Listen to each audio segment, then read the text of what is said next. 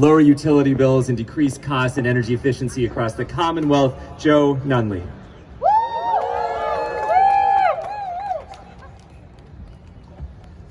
Thank you, Senator Saval. Thank you all for doing this. This is amazing, right? So a few months ago when Senator Saval and his staff introduced this concept to the folks at Kia, I was really excited, and maybe more excited than most because I spent 15 years working on energy efficiency, specifically in low-income programs. So it's always been a mission of mine to try to help low-income folks reduce their energy bills. And Pennsylvania has some great programs to do that. But here's a problem. I'm going to tell a little story, just a brief one because I promised I'd be 3 minutes.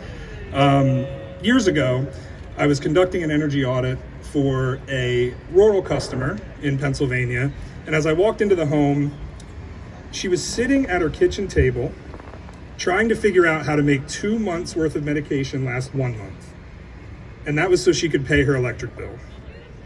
So I walked in the house and said, "Don't worry, ma'am, I'm here to help. I need to start in the basement."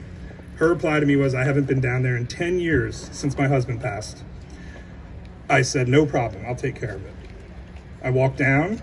About halfway down the steps, I was greeted with the smell, the feeling, and the sight of a basement completely enclosed in mold.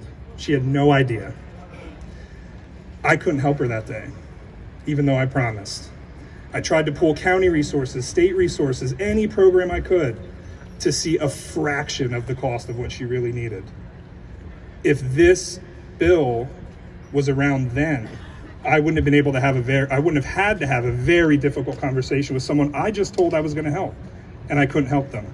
This isn't an uncommon story. You've heard some stats, and over a third of customers, utility customers, residents of this state, this Commonwealth, are turned away from these programs they're eligible for because of issues in their home. So just having those programs alone isn't enough. This bill enables the coordination of all of those programs to come to one place to fix these issues. If we would have been able to remediate this mold, I would have been able to make their home tighter, safer, and more efficient, and get control over those energy bills so you don't have to split your medicine anymore because you can't afford both your medicine and your utility bills. The passing of this bill will make sure I don't have to have that conversation again, and it will improve utility bills, indoor air quality, which we've all heard a lot about with COVID, right?